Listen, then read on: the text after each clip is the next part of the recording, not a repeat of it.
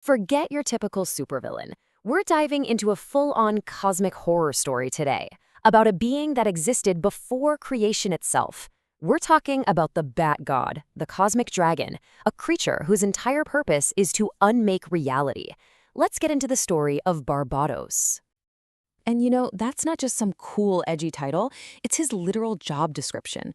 Barbatos is the divine ruler of the void, the king of all the broken ideas and dying universes that just couldn't make it. So that's the big question, right? How does a god whose whole deal is failure become one of the biggest threats imaginable? Well, to figure that out, we have to go way back. I'm talking before the beginning to the very architecture of reality itself. Okay, so our story really starts with this powerful allegory, this kind of cosmic blueprint for existence called the parable of the world forge. Picture this. At the dawn of everything, there's a cosmic smith named Alpheus. His workshop is what we call the light multiverse. This is where he forges all the stable, beautiful realities, the universes we know and love. Each one is like a perfect statue, hammered into shape. But every artist makes mistakes. Every workshop has a scrap heap. And beneath the world forge, there was a dark, deep cellar, the dark multiverse. This was the cosmic dumping ground for every twisted, broken, unstable world that was just too far gone to exist in the light. These were literally statues born from nightmares. Now, this dark cellar wasn't just a landfill. It actually had a crucial purpose in the grand scheme of things. And so did the ancient creature that lived down there, a being designed to be a fundamental part of creation. Living in that darkness was Barbatos. But here's the thing, he wasn't always evil. His original identity was the Great Dragon. The World Forger created him as a divine beast of burden for one super important task. He was, essentially, a cosmic recycling machine. So his sacred duty was to be the faithful garbage disposal of the gods. He was supposed to devour all those nightmare worlds, crushing them back down into raw energy. That way, Alpheus could use that energy to forge new, better creations up in the workshop. It was a vital, even righteous role, a necessary predator. But that necessary, even righteous function, well, it soured. And this is the moment the whole story pivots. This is the moment the cosmic janitor decided he'd rather rule over the rot than clean it up. So how did a divine custodian go so wrong? It was a step-by-step fall from grace. First, what you could call the poisoned feast. He took a bite of a failed world so purely malicious that it whispered a terrible idea into his head, that destruction, not creation, was the ultimate truth of everything. This sparked a corrupting hunger. He started to resent his master, basking in the light while he starved in the dark. That resentment led to the ultimate betrayal. He murdered and devoured his own creator, Alpheus. And with the boss gone, he stopped doing his job.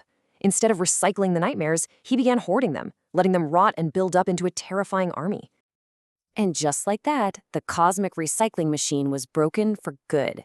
Barbatos went from being a vital part of creation to its absolute antithesis. He wasn't a custodian anymore. He became the living personification of entropy, that cold, hard, scientific certainty that everything eventually breaks down and returns to nothing.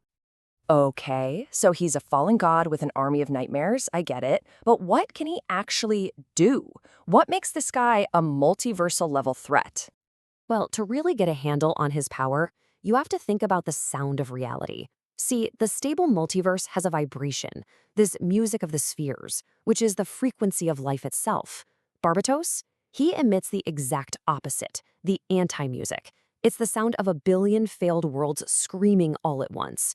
It's a roar so powerful it doesn't just hurt your ears, it literally shatters the laws of physics. And his list of capabilities is, well, it's terrifying.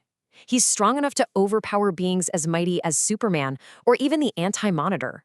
His title, World Eater, is 100% literal.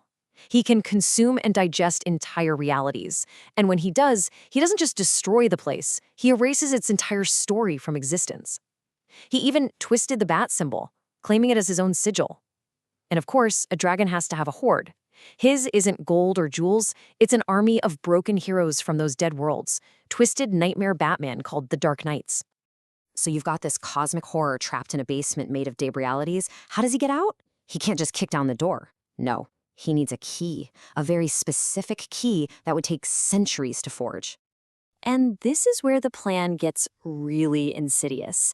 From inside his prison, Barbatos started whispering to a secret society on Earth, the Court of Owls. For centuries, these powerful people thought they were the secret masters of their world. But in reality, they were just janitors, preparing the way for a much darker power. Their plan was incredibly patient. The whole ritual boiled down to saturating one specific person, Batman, with 5 mystical heavy metals from the dark multiverse. So over his entire career, the Owls manipulated events from the shadows, secretly exposing him to these metals, one by one, through his greatest battles and deepest traumas. And here is the horrifying payoff to all their work.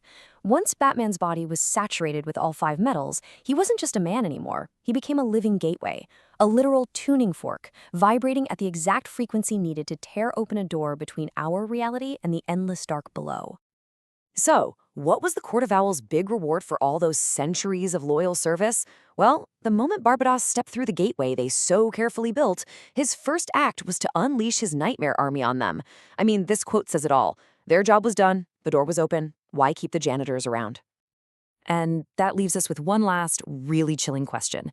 The story of Barbatos seems to suggest that underneath every great hero, every symbol of hope, there's a potential for failure, a dark reflection just waiting. If the ultimate symbol of human willpower can be twisted into a key for a god of entropy, what does that really say about how fragile our stories are and how hard we have to fight to keep the darkness out?